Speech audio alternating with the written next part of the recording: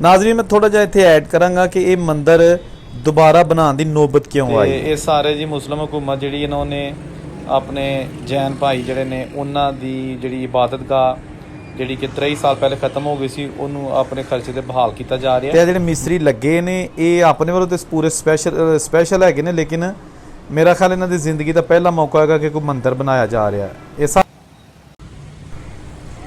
तो यह जनाब समान अंदर पिया जिहड़ा मंदिर की तमीर दे विच इस्तेमाल हो रहा, उसकी डेकोरेशन ते उहदियां दीवारां ते।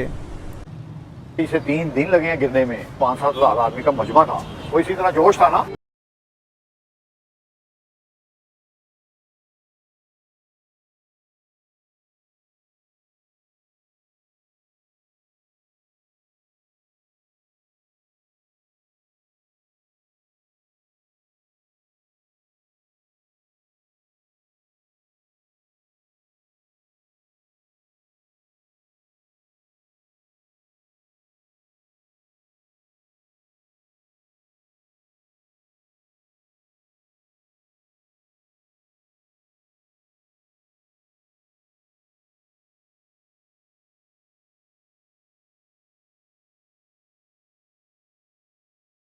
अस्सलाम वालेकुम दोस्तों, मैं औरंगजेब बेग और एक नई वीडियो में तुहाडी खिदमत च हाज़र। मेरे पिछे तुसीं वेख सकते हो जैन मंदिर, तारीखी जैन मंदिर जिहड़ा कि वाक़या है लाहौर शहर दे विच। ये अनारकली दे कोल हैगा ते इहनूं दोबारा बनाया जा रहा है। तुसीं पहलां वेखो, इहदी तमीर काफ़ी हद तक मुकम्मल हो गई है। नाज़रीन मैं थोड़ा जिहा इत्थे ऐड करांगा कि ये मंदिर दोबारा बनाने की नौबत क्यों आई। जिस तरह कि तुसीं जानदे हो कि 1947 की जो वंड हुई तो उस दौरान जड़े हिंदू सिख या दूसरे जिन्ने भी मज़ाहब के लोग सन, जैन ब्राह्मण, वो पाकिस्तान वाला एरिया छड्ड के तो भारतीय एरिया के चले गए, माइग्रेट हो गए और उत्थों जो मुसलमान सन वो पाकिस्तान आ गए। तो जड़ियाँ इंडिया इत्थे पाकिस्तान दे विच हिंदुआं दीयां इबादत गाहां सन या गुरुद्वारा सन, वो 1992 तक बिल्कुल असली हालत च महफूज रहे। उन्होंने किसे ख़त्म नहीं किया, तारीख इस चीज़ की गवाह है। 1992 इंडिया के बाबरी मस्जिद उत्ते हिंदुआ ने एक्सट्रीमिस्ट जोड़े ने उन्होंने हमला करके तो उन्होंने शहीद कर दिता, जिसके नतीजे के मुसलमानों ने जिन्नियां भी हिंदुआ दी इबादत गाहां सन पाकिस्तान के उन्होंने बहुत हमले कर दिते। हुकूमत के मना करने के बावजूद जिहड़ा ना उन्होंने बिल्डिंगां नूं ढा दिता और काफ़ी नुकसान पहुँचाया और बहुत सारियां बचियां भी ने, लेकिन वो बहुत सारियां नूं नुकसान पहुँचाता। तो उहदे विच फिर जिहड़ा ना यह जैन मंदिर लाहौर का बहुत वड्डा ये भी इनू भी ढा दिता गया। हालांकि जिहड़ी बाबरी मस्जिद का वाक़या सी उहदे विच जैन मत दे लोग शामिल नहीं सन। जैन हिंदू नहीं हुंदे, ये हिंदुआं नालों जिहड़ी कि साडी जैन दे जिहड़े कोई लीडर्स ने उन्हां गल्लां होईयां, कहंदे ने असीं हिंदू नहीं, असीं जैन ही हाँ, तो मुख्तलफ है हिंदुआं नालों। खैर वो एक अलग टॉपिक है। तो यह जैन मंदिर भी मिटा दिता गया। हुण 1992 तो बाद 3 साल बाद इस मंदिर नूं बनाया जा रहा है। ये वास्ते हुकूमत पाकिस्तान ने फंड जारी कर दिते ने, काम शुरू हो चुका है और काफ़ी हद तक काम मुकम्मल भी हो चुका है, जिस तरह कि तुसीं वेख रहे हो। और इस जैन मंदिर नूं ऐसे साल 2022 ही मुकम्मल करके बिल्कुल तो उन्होंने हिंदू कम्यूनिटी के हवाले करना है। यह जी इलाका जैन मंदिर का है। इस इलाके का नाम ही जैन मंदिर है। कुछ पुरानियां इमारतां अज भी मौजूद ने, उन्होंने स्ट्रक्चर।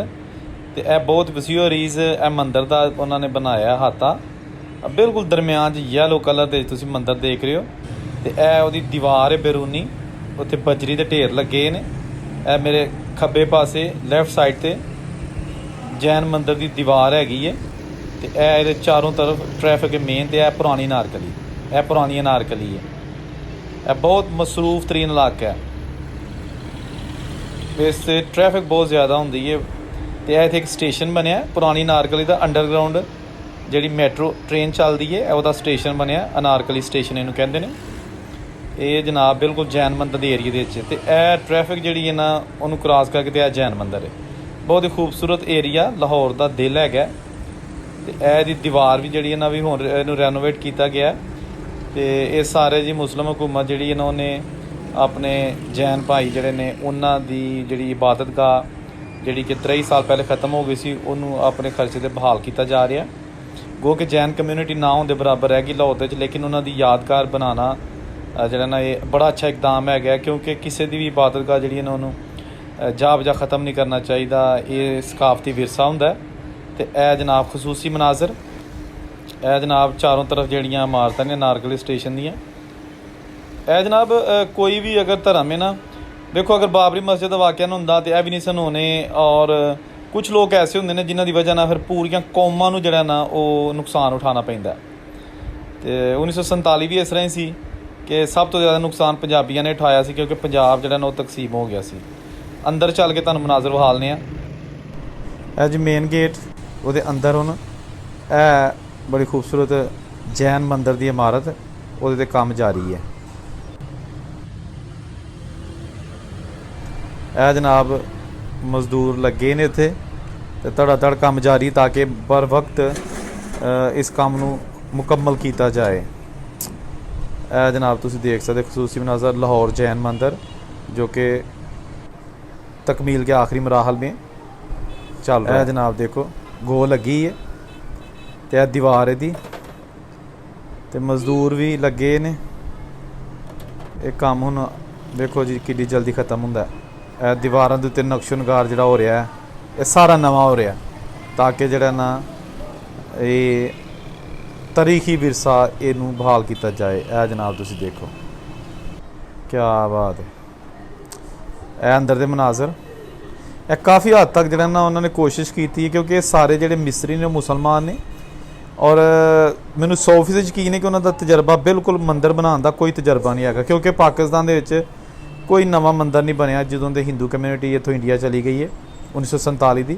तो यह जिहड़े मिस्री लगे ने ये अपने वालों तो पूरे स्पैशल है ने, लेकिन मेरा ख्याल इन्हां दी जिंदगी का पहला मौका है कि कोई मंदिर बनाया जा रहा है। ये सारे मुसलमान है ने। देखो ना तुसी पानी लगता पिया रोड़ी नूं थल्ले फर्श है। मेन दरवाज़ा है मंदिर का ना, इत्थे वो दरवाज़ा, तो दरवाजे के अगे जिहड़ा फर्श बनना उहदे विच ते ए जनाब देखो तुसी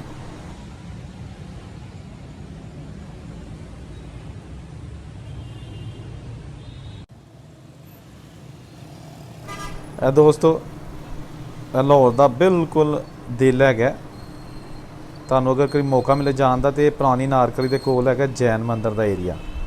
सारी ट्रैफिक नारकली वाली साइड जा रही है। ये एक साइड तो चबुरजी हैगी है तो हाई कोर्ट है, बड़ा जिहड़ा ना मशहूर और वड्डियां जिहड़ियां ने सरकारी दफातर और बिल्डिंगां इत्थे मौजूद ने। तो यह जनाब समान अंदर पिया जिहड़ा मंदिर की तमीर दे विच इस्तेमाल हो रहा, उसकी डेकोरेशन ते उहदियां दीवारां ते तुसीं देख सकते हो। टाइलां पईयां ने, टफ टाइलां, ये मेरा सेहन च लगणगियां। यह फुल दीवारां दे विच लग रहे ने जिस तरह तुसीं पहले वीडियो देख रहे हो। यह देखो जी टाइल सीमेंट की टाइल, पुरानी नहीं हैगी, नवीं टाइलां ने। ये मेरे हाल स्पैशल बनवा के ते फर्श लगणगियां।